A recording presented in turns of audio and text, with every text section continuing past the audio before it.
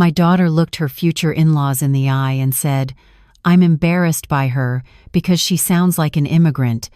My name is Linda Caldwell." For 27 years, I'd been sending Maya $7,800 every month so she could live like a princess.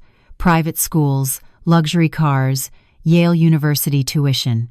I paid for everything while she learned to be ashamed of the accent that built her empire. But when she told Blake Morrison's wealthy parents that I never quite assimilated properly, she had no idea who she was really talking about. See, the Morrison family thinks they know exactly what kind of woman I am. Small-time immigrant, lucky at best, definitely not their social equal. But assumptions can be dangerous things, especially when you're making them about someone whose true position you've never bothered to discover. I didn't argue. I didn't defend myself. I just pulled out my phone and made one decision that would teach my daughter the true cost of shame. You know what happens when entitled people underestimate the wrong person? They learn expensive lessons. And if you stick around to the end, you'll see exactly what I mean. I'd love to hear your thoughts on family respect. Let me know where you're watching from in the comments. This is the story of how my daughter discovered that the embarrassing immigrant she was ashamed of had more power than she ever imagined. Let me start from the beginning. I came to America in 1994 as a 19-year-old refugee from Haiti with $150 and a dream. Today, I own Caldwell Properties, a 19-building portfolio worth $18 million. But to my daughter Maya and her new fiancé's family, I'm just the woman with the funny accent who somehow got lucky. The signs were everywhere, but I chose to ignore them. First sign, 4 weeks before the engagement party. Maya's fiancé, Blake Morrison III, asked me, "What exactly do you do, Linda?" We were having dinner at their favorite restaurant, a place that charges $52 for a steak. I'd been paying for these dinners for months. I told him, "I'm in real estate development." He nodded politely, but I saw that look, the one that says strip malls and rental properties. Blake comes from old money. His family owns Morrison Holdings, generations of wealth built on investments and inheritance. They live in a penthouse downtown, drive matching Range Rovers, and vacation in the Hamptons every summer. To them, I'm nouveau riche at best. More likely, I'm just some Haitian immigrant who got lucky flipping houses. The second sign hurt more because it came from Maya herself. The night before the engagement party, she called me with specific instructions. "Mom, when Blake's parents ask what you do, just say real estate. Don't mention the refugee thing. And please watch your accent. Sometimes it gets thick when you're nervous." I've been sending Maya $7,800 every month for the past 4 years. That's $93,600 annually. Her rent, her car payment, her shopping, her dinners out, all covered. She graduated from Yale debt-free because I paid $295,000 in tuition over 4 years. She drives an Audi A4 that I bought her for graduation. She lives in a 2-bedroom apartment in the trendy part of town that costs $3,200 a month. But somehow I'm the embarrassment. I should have seen this coming. Maya grew up American. She went to private schools where she was the only kid whose mother had an accent. She learned early that being different wasn't an advantage. When she was 13, she asked me to drive her to school events in my Honda instead of my work truck. When she was 17, she stopped bringing friends over because our house wasn't in the right neighborhood. When she graduated college, she introduced me to her friends as my mom, the businesswoman, never my mom who came here with nothing and built everything we have. Never my mom who worked 14-hour days so I could have opportunities she never had. Just the businesswoman. Generic, safe, forgettable. The truth is, Maya doesn't know my real story. She knows I came from Haiti, but she doesn't know I lived in a refugee camp for 11 months. She knows I started a property management business, but she doesn't know I spent my first 2 years in America sleeping in my car between job sites. She knows we're comfortable now, But she doesn't know I still keep my first set of cleaning supplies in my office as a reminder. I never told her these details because I wanted her to feel secure. I wanted her to grow up American, confident, without the weight of my struggles. I thought if I just provided enough, if I just said yes to everything, she'd naturally develop respect for what we built together. I was wrong. Standing in that restaurant, watching Blake's dismissive nod, listening to my daughter coach me on how to hide my heritage, I realized I'd created a monster. Not a bad person. Maya isn't cruel by nature, but someone who'd never learned to value struggle, sacrifice, or the hands that built her privilege. The engagement party was going to be my test. Would Maya stand by her family, or would she choose the comfort of fitting in with people who would never truly accept us? I was about to find out. If I stayed quiet and let Maya's shame continue, I wouldn't just lose my self-respect, I'd lose my daughter forever. Here's what was really at stake. Maya was about to marry into a family that saw us as beneath them. If I didn't establish boundaries now, I'd spend the rest of my life pretending to be someone I'm not. Worse, I'd be teaching Maya that our heritage is something to hide, that success means abandoning where you came from. Let me show you the numbers.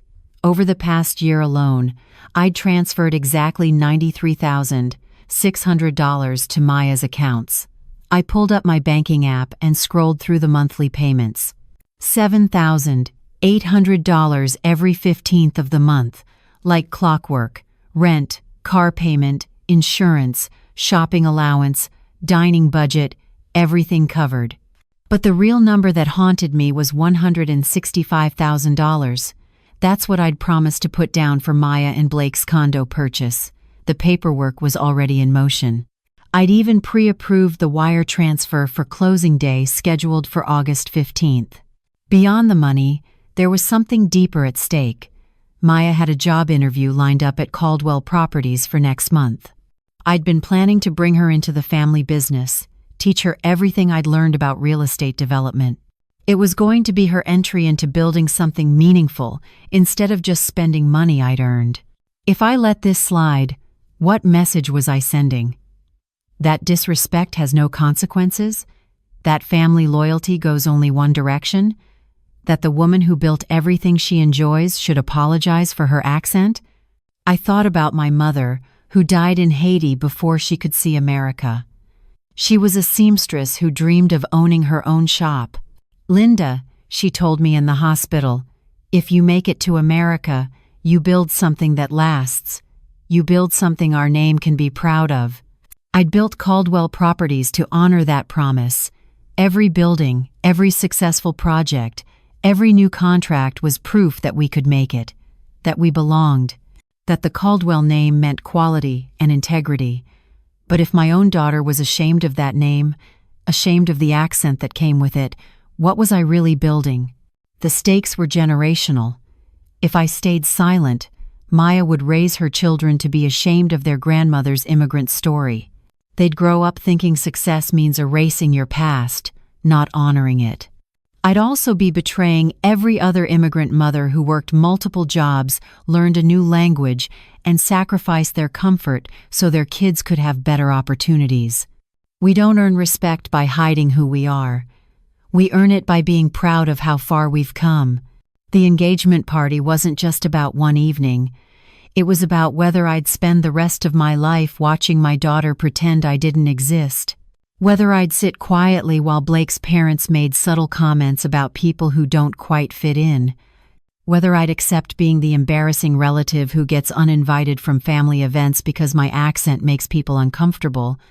But here's what I hadn't told Maya. Here's what she didn't know when she asked me to watch my accent and hide my refugee story. The Morrison family, with their old money and their penthouse and their Range Rovers, were my tenants. Blake Morrison Sr. and his wife Victoria had been renting office space from Caldwell Properties for the past 3 years. They paid $4,500 a month for prime downtown real estate, and they had no idea their landlord was the embarrassing immigrant woman their son was marrying. I'd kept it quiet because I never thought it mattered. Business was business. Family was family. I managed 19 buildings with dozens of tenants. The Morrisons were just another lease agreement, another monthly check. But now, standing at this crossroads, watching my daughter choose their approval over my dignity, that information became something else entirely. It became leverage. I pulled up the Morrisons' lease on my phone. Signed 3 years ago. Current rent $4,500 per month, significantly below market rate of $6,200. Why had I given them such a good deal? Because 3 years ago, when they were looking for office space, their broker had mentioned they were particular about landlords. They wanted someone established, someone who understood their standards. I'd instructed my property manager to keep my name off the paperwork. Let them think they were renting from some faceless corporation. It was easier that way. No complications, no awkward social intersections, just clean business. Now I realized I'd been making myself invisible for years. In my buildings, in my daughter's life, in every space where my accent might make someone uncomfortable, I'd built an empire while pretending I didn't exist. The engagement party was tomorrow night, Saturday, 7 p.m., at the Morrisons' penthouse, 60 guests, all from their world. Blake's family, their country club friends, business associates, Yale alumni. Maya had spent weeks planning her outfit, practicing her introduction, making sure everything was perfect. She'd called me yesterday with one more instruction. "Mom, I know this is awkward, but could you maybe arrive a little late? Like 8 instead of 7? Blake's parents are doing welcome toasts at the beginning, and it might be better if you slip in after." Slip in after, so the embarrassing immigrant mother wouldn't be visible during the important moments. I'd said yes because I always said yes, because for 27 years I'd been saying yes. Yes to the private schools, yes to the luxury car, yes to Yale, yes to the monthly allowance. Yes to hiding who I was so my daughter could feel comfortable in rooms where people like me weren't supposed to belong. But something shifted in me during that phone call. Something hardened. I'd spent my entire adult life building something from nothing. I'd survived a refugee camp. I'd slept in my car for 2 years while working 3 jobs. I'd learned a new language, a new culture, a new way of being in the world. I'd built a multi-million-dollar business in a country that didn't want people like me to succeed. And my own daughter wanted me to slip in late so her future in-laws wouldn't have to look at me during their welcome toasts. I pulled up my banking app and looked at the recurring transfer, $7,800, scheduled to process in 3 days. Rent, car payment, insurance, shopping, dining, everything Maya needed to maintain her lifestyle, everything she'd come to expect without question. I clicked into the transfer settings, hovered my finger over the cancel button. 1 click and the money would stop. 1 click and Maya would have to face the reality of what her life actually cost. 1 click and she'd learn that disrespect has consequences. But I didn't click it. Not yet. Because I wanted her to learn this lesson in front of everyone. I wanted the Morrison family to learn it too.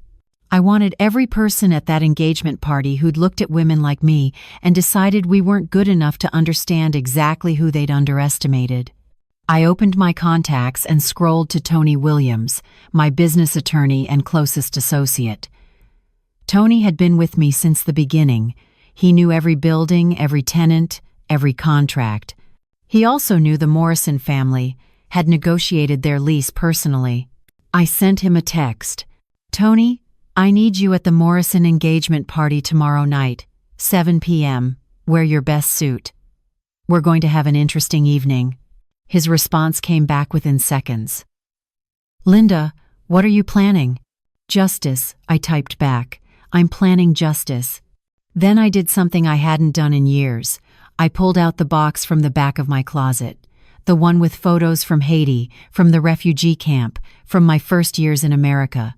Pictures of me at 19, exhausted but hopeful, holding a mop and a dream.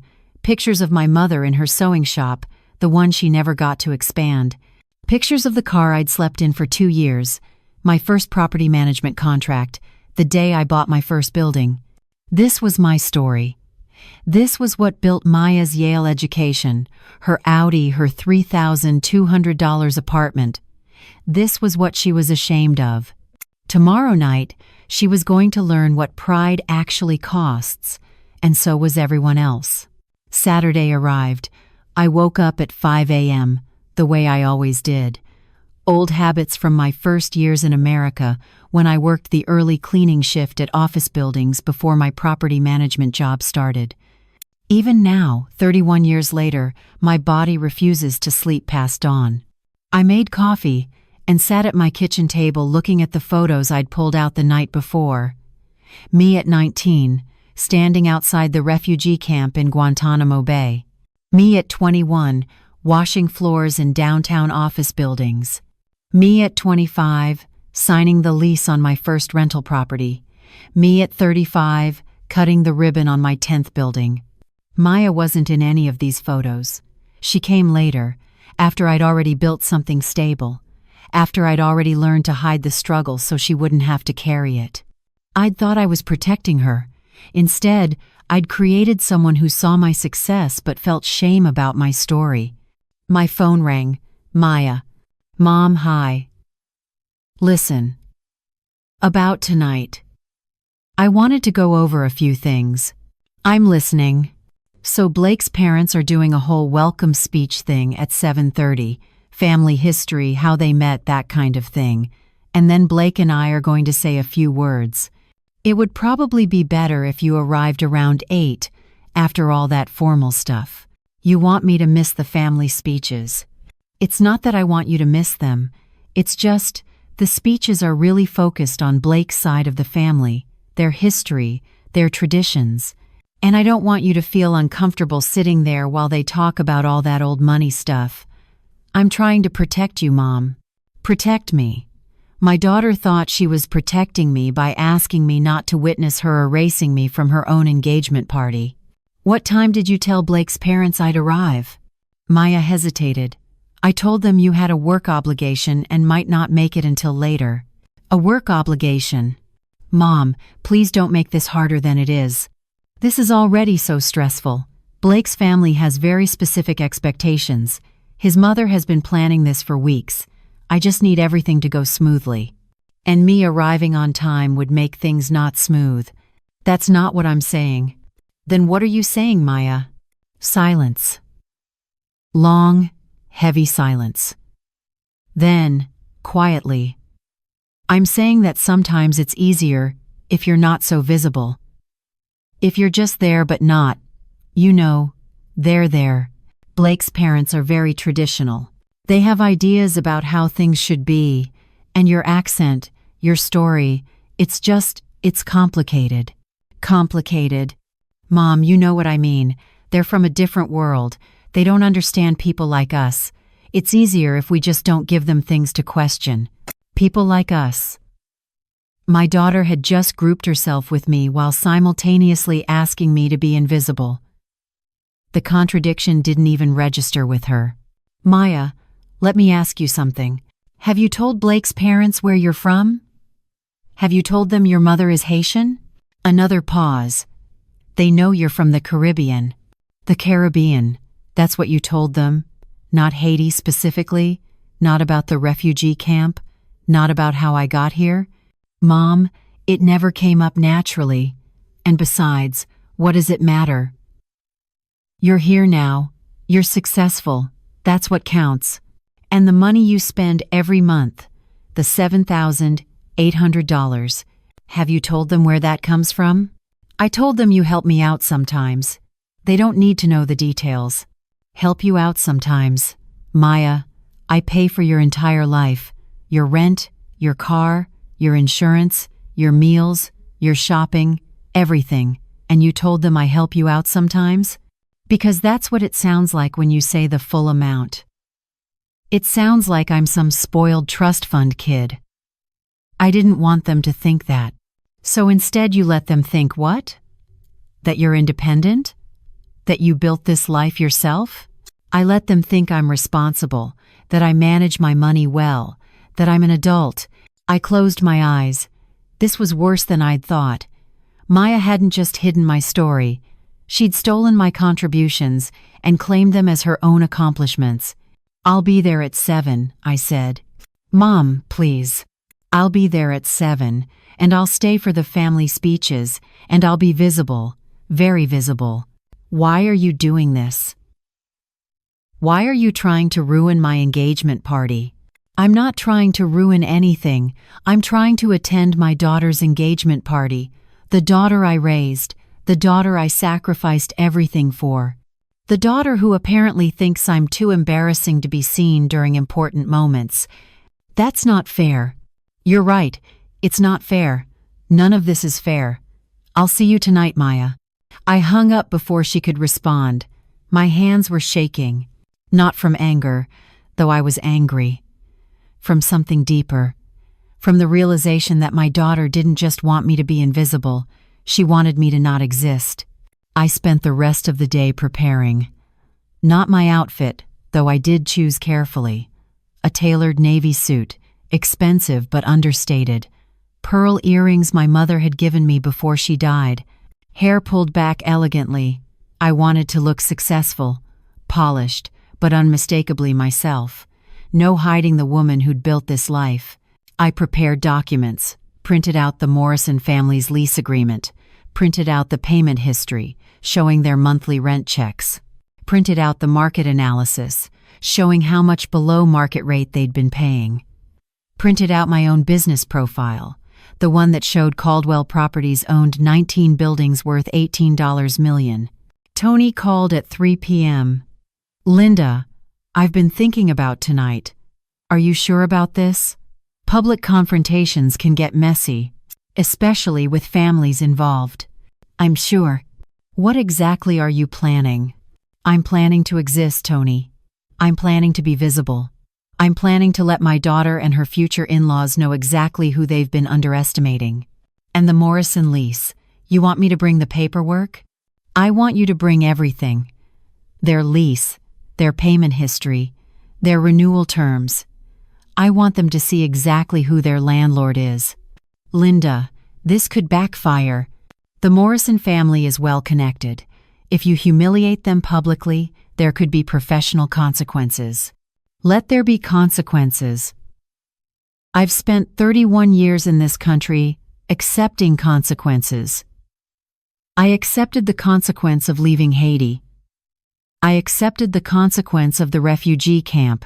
I accepted the consequence of sleeping in my car for 2 years. I accepted the consequence of working 3 jobs while learning English. I built a business on consequences, Tony. I'm not afraid of them." "Okay. But Linda, what about Maya? Have you thought about what this will do to her relationship with Blake? With his family? You could be destroying her engagement. If her engagement can be destroyed by her mother being visible, then it's already destroyed. If Blake's family can't accept who I am, then they'll never accept who Maya really is either. And maybe, just maybe, she needs to learn that before she spends the rest of her life hiding." Tony sighed. "I'll be there at 6:45. We'll go in together." After we hung up, I sat alone in my apartment, the same apartment I'd lived in for 15 years. Nice enough, but not extravagant. 3 bedrooms in a good neighborhood. I could afford better. My business was worth $18 million on paper, but most of that money was tied up in properties, in mortgages, in the constant churning of real estate development. The truth I hadn't told Tony, hadn't told Maya, hadn't told anyone, was that Caldwell Properties was drowning. Not failing exactly, but stretched impossibly thin. The $18 million portfolio looked impressive on paper, but 17 of my 19 buildings were mortgaged to 85% of their value. I'd been refinancing, borrowing against equity, using new loans to pay old debts. The monthly cash flow was positive, barely.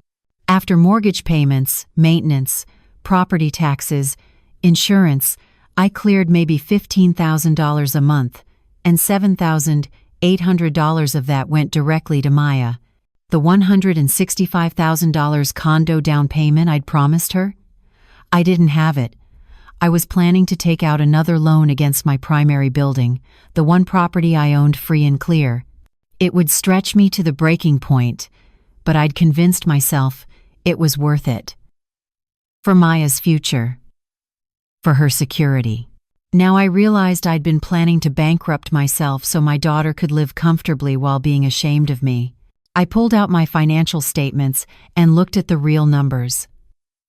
If I stopped sending Maya $7,800 a month, I'd have breathing room. Not wealth, but stability. I could start paying down principal instead of just servicing interest. I could save for actual emergencies instead of living one unexpected expense away from disaster. But if I gave her that $165,000 down payment, I'd be financially trapped for years, maybe forever. One bad tenant, one major repair, one economic downturn, and I'd lose everything. I'd spent 31 years building this business, and I was about to sacrifice it for a daughter who wanted me to arrive late to her own engagement party. At 6:30 p.m., I got dressed, put on my navy suit, my mother's pearls, looked at myself in the mirror.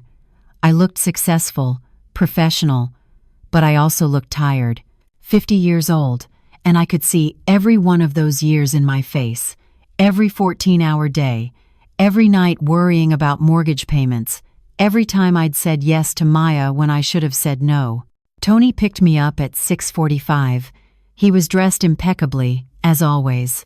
Dark suit, crisp white shirt, tie that probably cost more than my monthly grocery budget. "You look nice," he said. "I look like someone who's about to make a terrible mistake. Is it too late to change your mind?"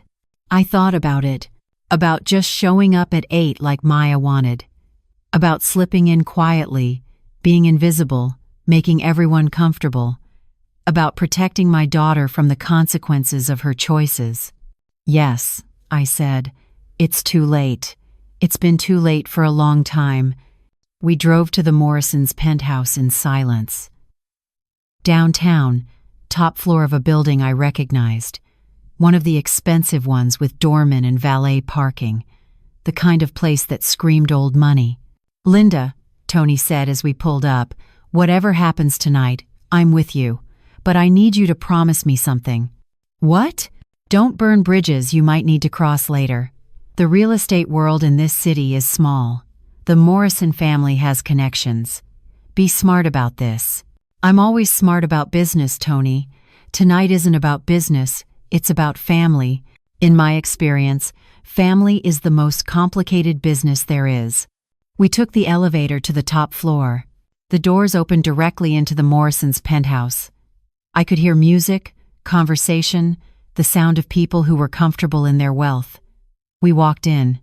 The apartment was stunning, floor-to-ceiling windows overlooking the city, modern art on the walls, furniture that probably cost more than I'd spent on my entire apartment. 60 people, maybe more, all dressed expensively, all talking in that particular way wealthy people talk, where everything sounds important but nothing really is. I saw Maya immediately. She was standing with Blake near the windows, laughing at something his mother was saying. She looked beautiful. She was wearing a dress I'd paid for, carrying a purse I'd paid for, her hair done at a salon I'd paid for. She looked like she belonged here. Then she saw me. Her face went pale. She checked her watch, mouthed, "It's only 7 across the room." I smiled and waved. Blake Morrison Sr. noticed me next. He was holding a glass of champagne, talking to a group of men in expensive suits. He glanced over, did a double take, looked confused. He didn't recognize me. Why would he? To him, I was just another immigrant woman, probably staff, maybe catering. He started walking toward me with that particular expression wealthy people get when they think someone is in the wrong place. "Excuse me, miss, are you with the catering company? The staff entrance is around back." Tony stepped forward before I could respond. "Blake, good to see you. I don't think you've been formally introduced to my client. This is Linda Caldwell, CEO of Caldwell Properties. Blake's expression shifted. Confusion, then recognition, then something else. Linda, of course, Maya's mother. I apologize. I didn't recognize you out of context. Out of context, as if the only context where I made sense was somewhere other than his penthouse. No apology necessary, I said, keeping my voice level. I understand I'm early. Maya suggested 8, but I didn't want to miss the family speeches. The family speeches. Yes. Well, those are really more for Blake's side of the family. Our traditions, our history. I'm not sure how much that would interest you. I'm very interested in family history, I said. In fact, I brought some history of my own to share. Blake's wife Victoria appeared then, champagne in hand, smile frozen in place. Mrs. Caldwell, what a surprise. We weren't expecting you quite yet. So, I understand. Maya thought I might be more comfortable arriving late, but I've never been comfortable being invisible, Mrs. Morrison. It's a bad habit of mine. Victoria's smile tightened. Of course. Well, you're here now. Can I get you a drink? We have champagne, wine, signature cocktails. Water would be fine, thank you. She looked relieved, probably thinking I was easy to placate. She gestured to a server. Water for Mrs. Caldwell. Maya appeared at my elbow, gripping my arm. Mom, can I talk to you for a second? In private? We can talk right here. Mom, please. Her voice was strained, desperate. Maya, I've been doing please for 27 years. Tonight, I'm doing something different. Blake Jr. joined us then, putting his arm around Maya protectively. Mrs. Caldwell, it's good to see you. My parents are about to start the welcome speeches. Why don't we find you a seat? I'll stand, thank you. I've been sitting most of my life. Tonight, I'd like to be standing when people finally see me. Tony touched my elbow gently. Linda, maybe we should. Should what? Disappear? Make everyone comfortable? Let them continue thinking I'm just some lucky immigrant who doesn't quite belong. I turned to Blake Sr., who was watching this interaction with growing discomfort. Mr. Morrison, before you start your family speeches, I'd like to say a few words. About family, about history, about the foundations we build our lives on. Blake Sr. looked at his wife, then at Maya, then back at me. Mrs. Caldwell, I'm not sure this is the appropriate time. I'm sure it's exactly the appropriate time. Because your son is about to marry my daughter. And before that happens, before these two families come together, there are some things everyone in this room needs to understand. The room had gone quiet. 60 people, all watching, all waiting to see what the awkward immigrant mother was going to say. I could feel Maya's panic beside me, could hear her whispered, "Mom, please don't." But I'd been silent for too long. My name is Linda Caldwell, I began, my accent thick, deliberate, refusing to hide it. I came to the United States in 1994 as a refugee from Haiti. I was 19 years old. I had $150 and could barely speak English. Victoria Morrison shifted uncomfortably. Blake Sr. looked at his watch, but I kept going. I spent 11 months in a refugee camp in Guantanamo Bay. Then I came to America and slept in my car for 2 years while I worked 3 jobs, cleaning offices at 5 a.m., managing rental properties during the day, studying English at night. I did this because I believed in the promise of America, that if you worked hard enough, you could build something, you could belong. Maya was crying quietly now, but I couldn't tell if they were tears of shame or something else. I built Caldwell Properties from nothing. 19 buildings, worth $18 million on paper. I paused. And for the past 3 years, Mr. and Mrs. Morrison, you've been my tenants. Your downtown office space, you rent it from me, $4,000, $500 a month. Blake Sr.'s face went white. Victoria actually stepped backward. The room erupted in whispers. I kept it quiet because I thought business and family should be separate. I thought it didn't matter who owned what, as long as everyone paid their rent on time. But tonight, when my daughter asked me to arrive late to her own engagement party because my accent might embarrass her, I realized something. I looked at Maya. I realized that I've been teaching you the wrong lesson your entire life. I taught you that money can replace presence, that success means hiding where you came from, that love is measured in monthly transfers of $7,800, and you learned those lessons perfectly. Mom, don't, Maya whispered. I looked back at the Morrisons, at their frozen smiles and their expensive champagne. You think you're better than me because your money is old and mine is new, because your wealth was inherited and mine was earned, because you speak without an accent and I don't. But let me tell you something about foundations. I pulled out the papers Tony had prepared. This is your lease agreement, 3 years old, below market rate. I gave you that rate because my property manager said you wanted an established landlord, someone who understood your standards. So, I hid my name from the paperwork, made myself invisible so you'd be comfortable. Blake Sr. found his voice. Mrs. Caldwell, I don't think this is the appropriate venue for business discussions. You're right, it's not, but it's the perfect venue for truth. Because your son is about to marry my daughter, and before that happens, everyone in this room needs to understand what they're really looking at when they look at me. I turn to address the whole room now. You see an immigrant with an accent. You see someone who doesn't quite fit, someone who makes you uncomfortable.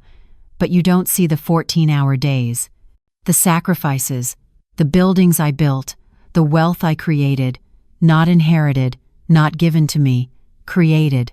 Maya was openly sobbing now. Blake Jr. had his arm around her, looking confused and uncomfortable. Maya, I said, more softly, I love you. I have always loved you, but I've loved you wrong. I gave you money instead of teaching you the value of money. I gave you comfort instead of teaching you the cost of comfort. I protected you from my struggle, and in doing so, I made you ashamed of the struggle that built your entire life. Mom, please stop, Maya said through tears. I can't stop. Not anymore. Because if I stop now, if I let this moment pass, you'll spend the rest of your life being ashamed. You'll marry into this family and spend decades making yourself smaller, quieter, less visible. You'll teach your children to hide where they came from, and that cycle ends tonight. I pulled out my phone, opened my banking app. This is the recurring transfer, $7,800 every month. It's been going into your account for 4 years. It stops today. What? Maya's voice was barely a whisper. The allowance is over. The condo down payment I promised you? That's over too. You're 27 years old, Maya. It's time you learned what your life actually costs. Mrs. Caldwell, Blake Sr. interjected, his voice cold now, I think you've said enough. This is our home, our party, and I'm going to have to ask you to leave. Your home? I looked at him steadily. Mr. Morrison, let me be very clear about something. I own 19 buildings in this city. Your office is in one of them. Your lease is up for renewal in 4 months. And I'm starting to wonder if I want to continue doing business with a family that treats people like me as if we're invisible. Victoria gasped. Are you threatening us? I'm not threatening anyone. I'm establishing boundaries, something I should have done years ago. I turned back to Maya. You have a choice to make. You can marry into this family and spend your life hiding who you are. Or you can stand up, be proud of where you come from, and demand the respect you deserve. That's not fair, Maya said, her voice breaking. You're making me choose between you and Blake. No, I'm making you choose between being ashamed and being proud, between hiding and being visible, between the easy path and the honest one. Blake can be part of either choice, but you have to decide who you want to be first. Blake Jr. finally spoke. Mrs. Caldwell, I love Maya. I don't care about your accent or where you came from. Really? I looked at him directly. Then, why did Maya feel like she needed to hide me? Why did she ask me to arrive late? Why did she tell your parents I'm just from the Caribbean instead of Haiti? If you don't care, why has she been pretending I'm someone else? He didn't have an answer. Tony stepped forward then.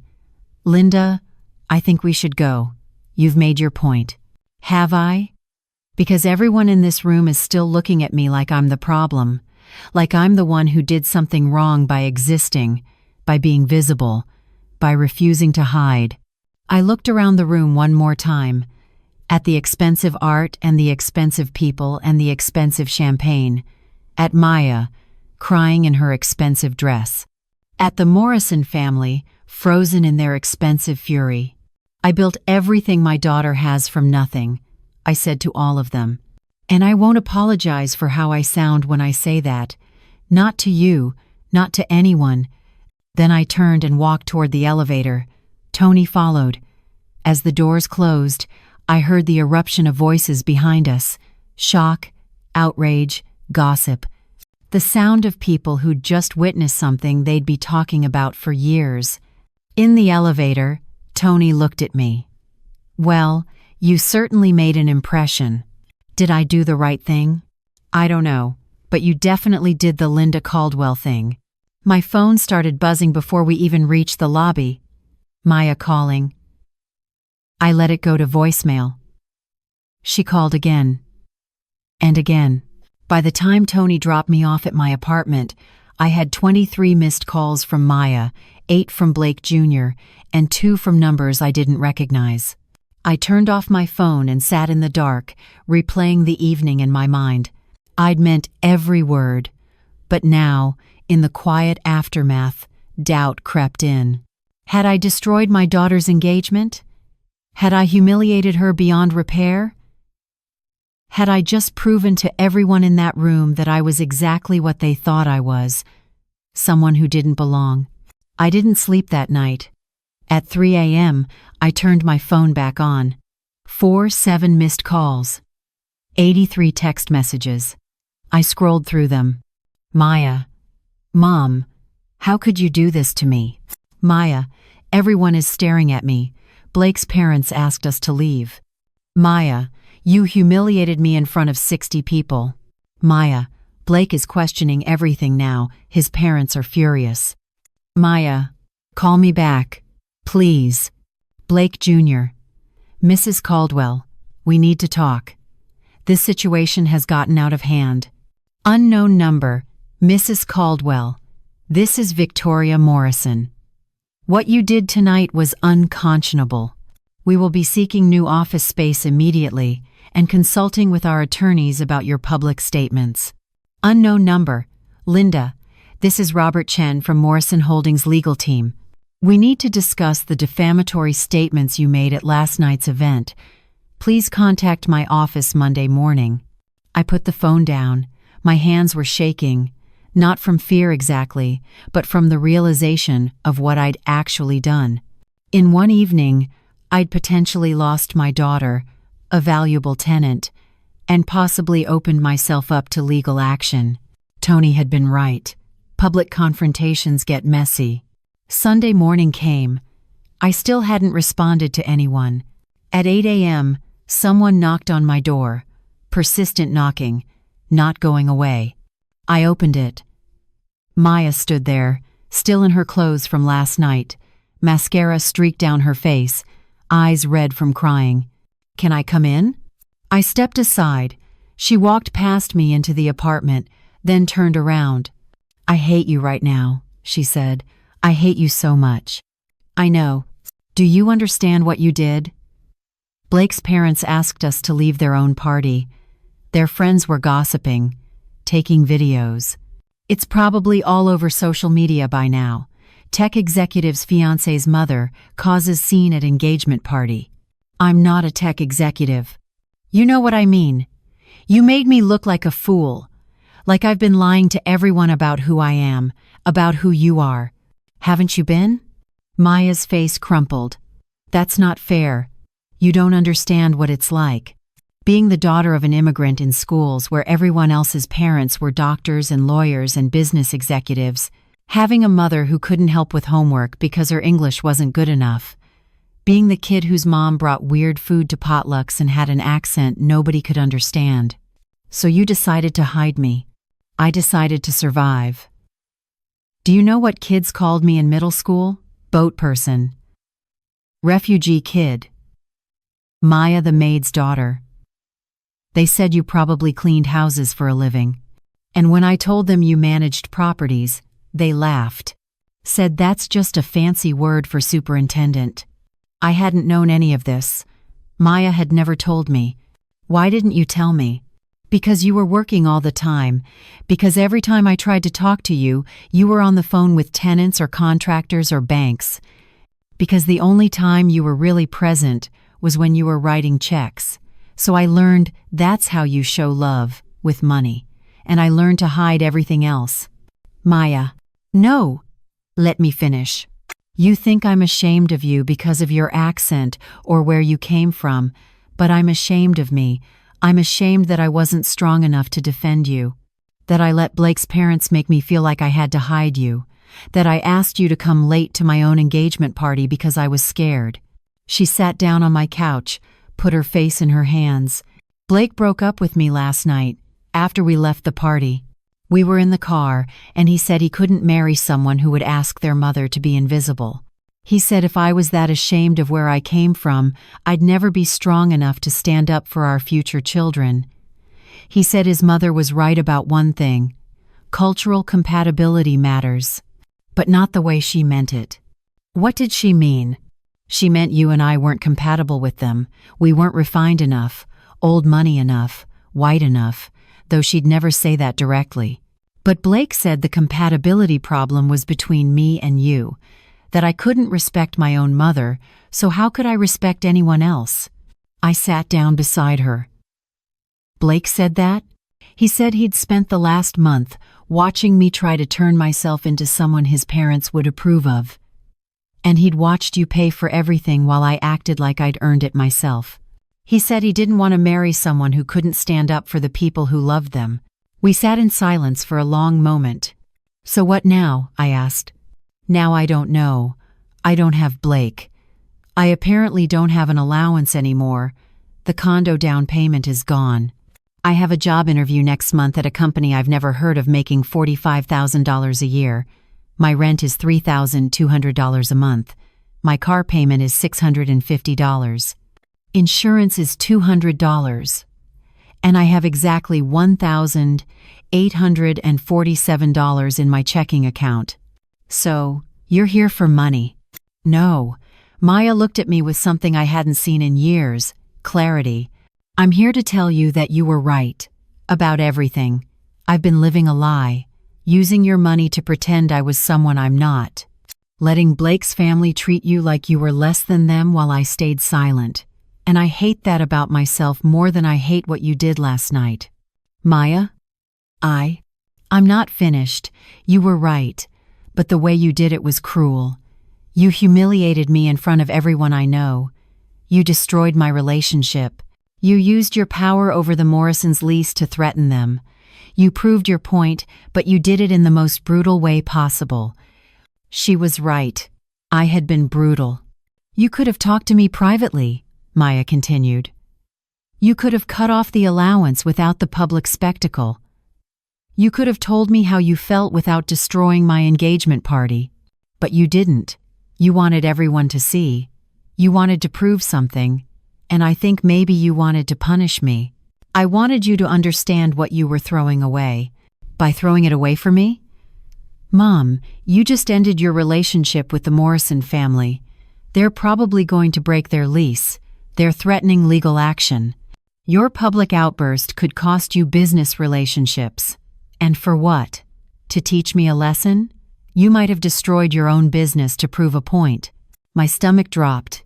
Because she was right. In my anger, in my need to be seen, I'd used my business as a weapon, and weapons always have consequences. The Morrisons' lease is worth $54,000 a year, Maya said quietly. I know because I've been studying your business. I pulled your public filings, looked at your property records. And I know something else. You don't actually own 19 buildings free and clear. Most of them are mortgaged at 80% or higher. Your net worth isn't $18 million. It's maybe $3 million, and most of that is illiquid. I stared at her. How do you know that? Because I'm not as dumb as you think I am. I've been preparing for that job interview, learning about real estate, and I looked up Caldwell Properties. I wanted to understand what you'd built. And I realized something. You've been bankrupting yourself to pay for my lifestyle. I couldn't speak, couldn't move. Maya had seen through everything. The $165,000 condo down payment, she continued. You don't have that money, do you? You were going to borrow it, against your primary building. The one property you own free and clear. And if you did that, if you leveraged that building, you'd be one bad tenant away from losing everything. How do you know about the loan? Because I called your bank. Pretended to be your assistant confirming the application status. They told me everything, pre-approved for $175,000 against 234 Market Street, your flagship building, the one you bought 20 years ago. I felt exposed, vulnerable in a way I hadn't felt since I was 19 years old standing in that refugee camp. So you've been going broke to pay for my life, Maya said, and I've been acting like you were just some embarrassing immigrant who got lucky. I'm a terrible person, Mom. I'm exactly the person you raised me not to be. You're not terrible. You're confused. I confused you by giving you everything and expecting nothing. You expected gratitude. You expected respect. And I gave you neither. Maya wiped her eyes. So here's what I'm going to do. I'm moving out of the $3,200 apartment. I'm getting a studio somewhere affordable. I'm selling the Audi. I'm getting a job, any job, that pays enough to cover my actual expenses, and I'm going to pay you back. Maya, you don't have to. Yes, I do. $295,000 in tuition. 4 years at $7,800 a month is $374,400. That's $669,400 total. I'm going to pay you back every penny. It might take me 20 years, but I'm going to do it. That's not realistic. Neither was you working 3 jobs and sleeping in your car for 2 years, but you did it, so I can do this. We sat in silence. Outside, the city was waking up. Sunday morning traffic, church bells, normal people living normal lives, not sitting in apartments negotiating the cost of love. There's something else you need to know, Maya said finally. Blake's father called me this morning. They're not just breaking the lease.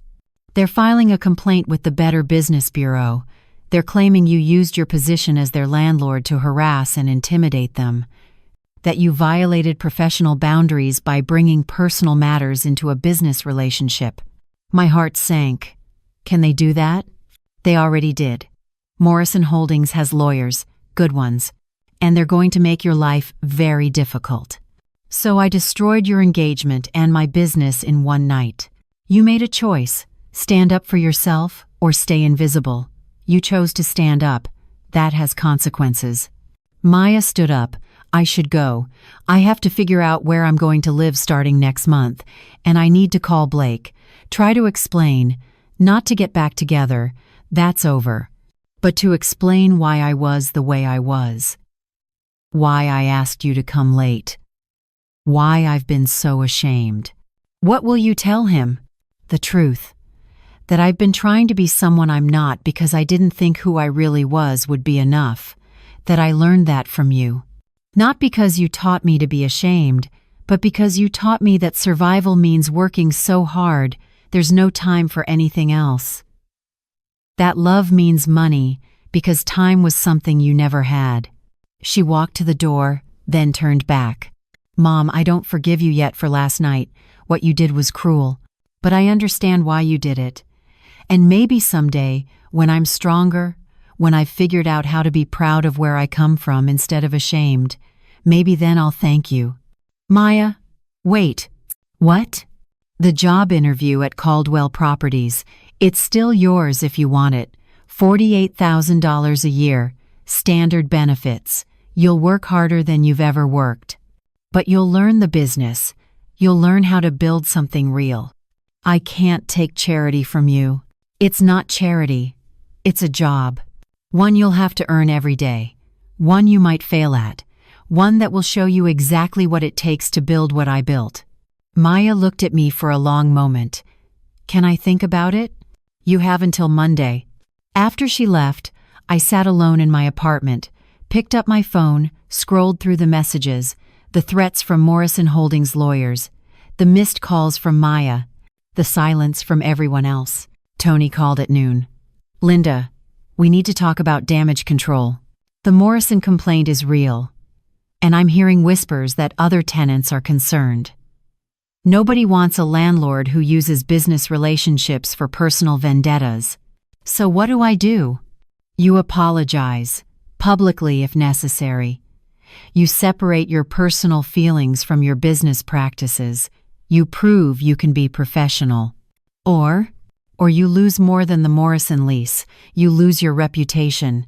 And in real estate, reputation is everything. I hung up and looked around my apartment, at the photos from Haiti, at the pictures of my first buildings, at the life I'd built from nothing. I'd wanted Maya to see me, to acknowledge me, to be proud of where we came from. Instead, I'd proven that being visible could cost everything. At 9 a.m., my phone rang. Maya, I'll take the job. $48,000. I start today if you'll have me. Today? I moved out of my apartment this morning. I'm staying with a friend until I find a studio I can actually afford. I sold the Audi online last night. Some guy is picking it up tomorrow. I have nothing else to do, so I might as well start learning what real work looks like. Come to the office at 10. We'll do paperwork. She arrived exactly on time. No designer clothes. Jeans, a plain blouse, minimal makeup. She looked younger. More like the daughter I remembered before money complicated everything. First day assignment, I said, handing her a file. Morrison Holdings, they're terminating their lease. I need you to review the contract, calculate early termination penalties, and draft a professional response. No emotion, just business. Maya looked at the file. You want me to handle the people whose party you destroyed? I want you to learn that business and personal are separate, even when they feel connected, even when it hurts. She took the file and spent 3 hours reading every word. When she came back, she had a typed memo. Early termination penalty is $11,000. 2 months' rent as specified in Section 7.3. They owe it regardless of their reason for leaving. The defamation claim is weak. Nothing you said at the party was false. You do own the building. They are your tenants. Public truth isn't defamation. Recommendation? Waive the penalty. Let them go quietly. Issue a professional statement saying Caldwell Properties maintains strict separation between business and personal matters, and that you wish the Morrison family well in their future endeavors. Take the high road even though they won't. That cost me $11,000. It saves you a legal battle that could cost $50,000 in attorney fees and damage your reputation further. Sometimes the smart business move is admitting when you've made things messier than they needed to be. I looked at my daughter, really looked at her. She'd learned something in 48 hours that I'd been too stubborn to see. Draft the statement, I'll sign it. Over the next 4 weeks, Maya worked 50-hour weeks. She reviewed every lease, met with every tenant, learned every building. She found errors in contracts, identified maintenance issues I'd been ignoring, discovered that 2 tenants were 3 months behind on rent. Why didn't you pursue these late payments? She asked. Because I was busy. Because I was stretched thin. Because sometimes it's easier to ignore problems than confront them. That's not a business strategy. That's avoidance. She was right. I'd been avoiding a lot of things: the debt, the cash flow problems, the reality that my $18 million empire was actually a house of cards held together by refinancing and hope. Mom, we need to have a serious conversation about Caldwell Properties, the real numbers. We sat in my office after hours. Maya pulled out spreadsheets she'd created. You have $2.2 million in actual equity across 19 properties. Everything else is debt. Your monthly cash flow after all expenses is $14,300. You were sending me $7,800 of that. That's 54% of your free cash flow going to my allowance. I know. Do you? Because I don't think you do. You were one emergency away from bankruptcy, one major repair, one extended vacancy, one economic downturn, and you would have lost everything. While I was buying $200 dinners and complaining that my apartment wasn't big enough, I wanted you to have opportunities I never had. You wanted me to not struggle the way you did. But Mom, the struggle is what teaches you. The struggle is what makes you strong. You protected me from struggle and I became weak, entitled, unable to value anything because I never had to earn anything. She pulled out another document. This is a 5-year plan. We refinance 3 properties at better rates. We sell 2 underperforming buildings and use the equity to pay down debt on the others. We raise rents to market rates, even if we lose some tenants.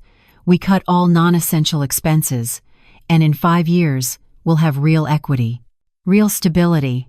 I'm invested now. I'm working here. I'm learning the business. And someday, if I earn it, maybe this becomes mine. But first, we have to save it. That night, I went home and called Blake Jr. Mrs. Caldwell. Blake, I owe you an apology. What I did at your engagement party was unprofessional and cruel. I humiliated you, your family, and my own daughter because I was angry. That was wrong. I appreciate that. Maya tells me you ended the engagement. That was probably the right decision. Not because you don't love each other, but because she needs to figure out who she is before she can be a partner to anyone. I agree. And for what it's worth, I never cared about your accent or where you came from. I cared that Maya did. That she was ashamed of the woman who built everything she had. She's learning. It might take time, but she's learning. Good. Because the woman I met that night at the party, the one who stood up in front of 60 people and refused to be invisible, that woman was impressive. Maya should be proud to be her daughter. After we hung up, I sat in the dark, thinking about pride, about visibility, about the cost of standing up. I'd lost the Morrison lease. I'd nearly lost my business. I damaged my relationship with Maya, possibly permanently. But I'd also stopped being invisible. And maybe, just maybe, I'd taught my daughter that some things are worth the cost. 6 months later, I was sitting in my office when Maya knocked on the door. Come in. She entered carrying a folder and looking nervous. I need to show you something. She opened the folder. Inside was a check, made out to Linda Caldwell, $15,000. What is this? First payment. Toward the $669,400 I owe you. I've been working 2 jobs. Here during the day, bartending Thursday through Saturday nights. I'm living in a 400 square foot studio that costs $950 a month. I take the bus. I eat rice and beans most nights. And I saved $15,000 in 6 months. I looked at the check, then at my daughter. She looked tired. Her hands had calluses, but her eyes were clear. Maya, you don't have to do this. Yes, I do. Not because you're making me, because I need to. I need to know what it feels like to pay for my own life, to earn what I have, to not owe anyone anything. This will take you years, decades. I know, but every month when I make a payment, I'll understand a little more about what you did for me, what it cost you. Not just money, but time, energy, your body. I'll understand that $7,800 wasn't just numbers in an account. It was hours of your life you can never get back. She sat down across from me. I saw Blake last week. We met for coffee. How is he? Good. Dating someone new. Someone whose parents actually like her. She smiled sadly. We talked about what happened, about the party, about everything. And he said something I've been thinking about ever since. What did he say? He said the tragedy wasn't that you embarrassed me at the party. The tragedy was that it took public humiliation for me to see what was right in front of me my whole life. A mother who loved me enough to sacrifice everything, and a daughter too blind to see it. Maya. No, let me finish. He was right. You spent 31 years building something from nothing. You came to this country with $150. You slept in your car. You worked 3 jobs. You survived things I can't even imagine. And I was ashamed of you because you have an accent. She pulled out another document. This is my resignation letter. Effective 2 weeks from today. My heart sank. You're leaving? I got a job offer. Property manager for a commercial real estate firm across town, $67,000 a year. Better benefits. Room for advancement. I'm taking it. I see. I'm taking it because I need to prove I can make it without you. That I can build something of my own. That I learned what you taught me these past 6 months. But Mom, I'm also taking it because I need space to figure out who I am separate from being your daughter. Separate from Caldwell Properties. Separate from the guilt and the debt and the complicated history between us. You don't owe me anything, Maya. Not money, not loyalty, not guilt. I owe you the truth. And the truth is, I still struggle with being proud of where I come from. I hear your accent, and part of me still winces. I meet successful people and still feel like I have to explain you, defend you, make excuses for why my mother sounds the way she does, and I hate that about myself. That's honest. It's going to take time, maybe years, maybe forever, but I'm trying. I'm learning Creole. I'm reading about Haiti, about the history you never told me.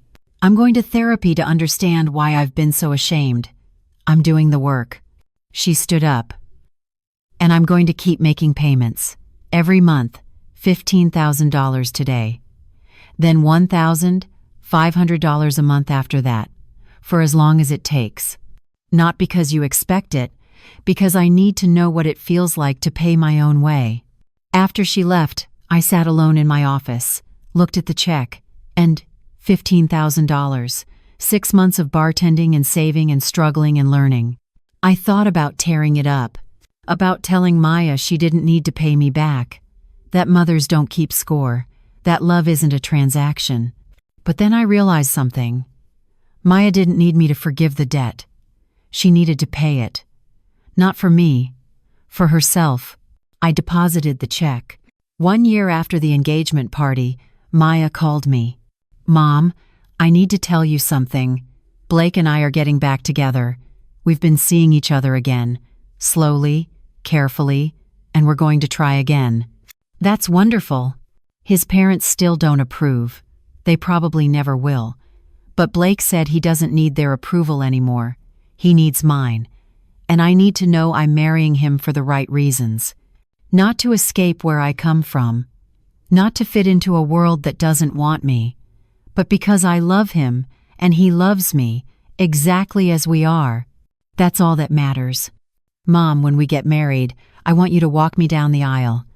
I want you to give a speech. In Creole if you want. In English with your accent. However you want to speak. I want everyone to hear you, to see you, to know exactly who raised me. I couldn't speak, could barely breathe. And Mom, I want to tell you something else. I'm proud of you. I should have said it 27 years ago. I should have said it every day. But I'm saying it now. I'm proud to be your daughter. I'm proud of your accent. I'm proud of where we come from. I'm proud of what you built.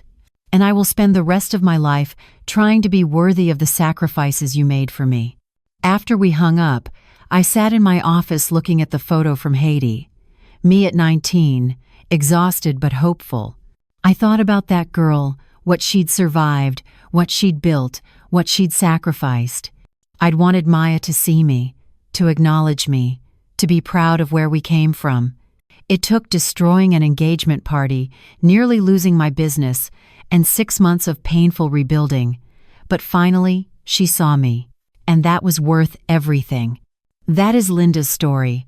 Now I want to hear from you. Where are you watching this from? What city? What country? Drop it in the comments below. I love seeing our global community come together over these powerful stories about family, pride, and what it costs to be visible. Real question. If you were Linda, what would you have done? Would you have stayed silent and arrived late like Maya asked?